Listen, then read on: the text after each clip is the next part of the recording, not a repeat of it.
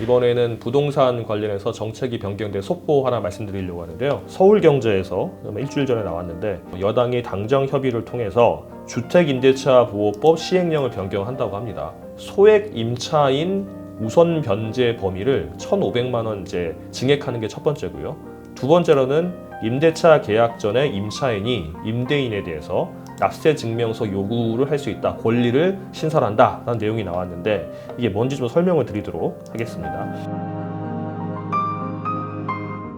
일단 소액 임차인 우선 변제 범위가 1,500만 원 늘어났다는 것은 뭐냐면 주택임대차 보호법상의 최우선 변제권을 먼저 이해하셔야 됩니다.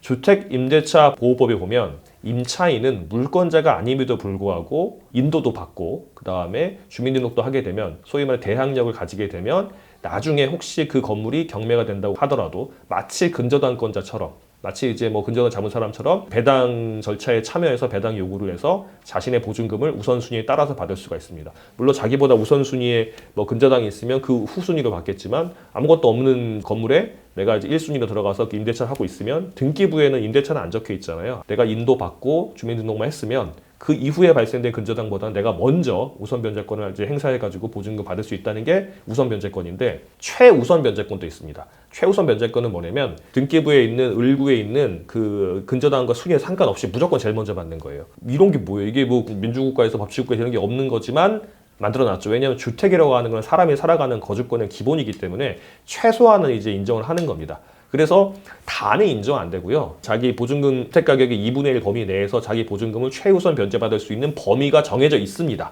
그 범위가 뭐냐면 동네마다 달라요. 서울 같은 경우는 보증금이 1억 5천만 원인 사람까지 최우선 변제를 받을 수 있고 과밀 억제 권역, 뭐 경기나 인천 이런 정도까지는 1억 3천만 원 사람인까지 뭐 광역시나 안산, 파주 이천 평택까지는 7천만 원까지, 뭐 기타는 6천만 원까지, 그러니까 보증금 결대 금액 자체가 그 정도까지인 사람들은 최우선 변제를 해줍니다. 다 받지는 못하고요.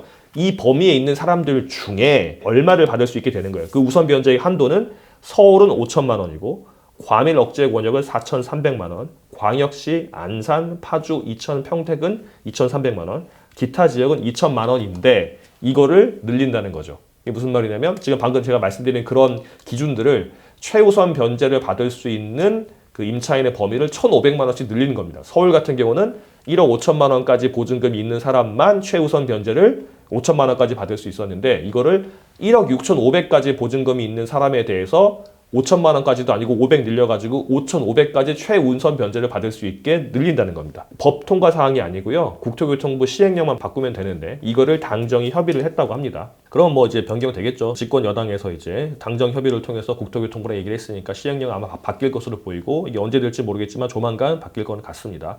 이 내용 아시면 될 것 같아요. 다시 한번 말씀드리지만 그 주택임대차에서 최우선 변제, 서울을 기준으로 말씀드리면 지금은 1억 5천까지 보증금 있는 사람만 5천만 원까지 최우선 변제를 받을 수 있었는데 이제는 1억 6,500만 원까지 보증금 있는 사람에 대해서 5,500만 원까지 최우선 변제를 받을 수 있다. 다른 지역도 1,500씩 늘었다라고 아시면 될 것 같고 참고하시면 될 것 같습니다. 1,500, 500이 뭐 얼마 안 된다고 하지만 이게 아까 제가 말씀드린 대로 원래는 이제 우선순위대로 해야 되는데 치워버리고 이제 무조건 최우선 변제를 한다는 거니까 법적 안정성에 어긋나는 게 맞는 거거든요. 근데 그럼에도 불구하고 보호한다는 거니까 완전히 확 늘릴 수는 없는 거고요. 이게 한 10%씩 늘린 것 같습니다. 1,500, 500씩 이렇게 늘린 게 됐으니까 참고하시면 될 것 같습니다. 그 다음 두 번째 당정 협의에서 이제 또 나온 게 임대차 계약을 할 때 납세 증명서 요구권이라는 게 있는데요. 이게 뭐냐면 이제 일단 당해세라는 개념을 좀 아셔야 돼요. 당해 말 그대로 그 물건 부동산 당해의 세금은 납세 길이 있거든요. 예를 들어서 가장 대표적인 당해세는 뭐 종합부동산세 아니면 여기에 대해서의 취득세 이런 것들 그 건물 때문에 발생한 세금이 있을 거 아닙니까?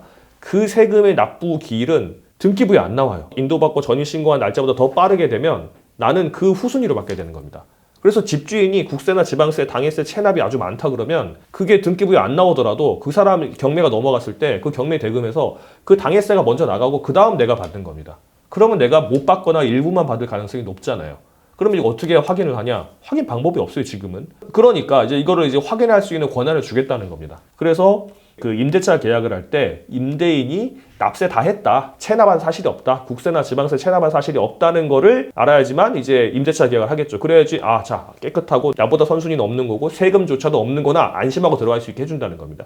최근에 전세 사기 같은 게 너무 많아가지고 이런 이제 제도를 만든 것 같아요. 이게 맞는 것 같습니다. 납세증명서 요구권을 만들어가지고 이제 체납이 없다는 걸 확인을 하고 들어갈 수 있게. 은행하고 거래하시는 분들은 아시겠지만 은행 뭐 주택담보대출 이런 거 받을 때 뭐 지방세나 국세 체납이 없다는 거 증명서 받아와라, 뭐 납세 증명서 받아와라, 은행에서 이제 가져오라는 얘기 한번 들어보신 분도 있을 거예요. 이게 그래서 그런 거예요. 요구 권한은 없어요. 근데 주세요 하면은 내가 대출 받으려면 은행에 좀 보여줘야 될 거 아닙니까? 보통 사람들 세금 체납 안 하잖아요. 국세청 사이트 들어가서 뽑으면 되니까. 근데 임대차 계약할 때 잘 모른단 말이죠. 그러니까 청구를 안 하니까 하는 건데 알면 그냥 청구하면 되는 거고 지금은 주세요라고 했을 때 집주인이 나 그렇게까지 안 할란다 라고 할 수 있으니까 이제 내가 못 들어가는 건데 이제는 권한이 생기니까 주세요 하면 줘야 됩니다. 집주인이 이제. 그러니까 이런 권한이 생겼다라고 아시고 이제는 공인중개사들도 이제 중개 거래를 할 때 이런 거를 이제 받으셔야 됩니다. 안내를 하게 하는 게 맞을 것 같아요.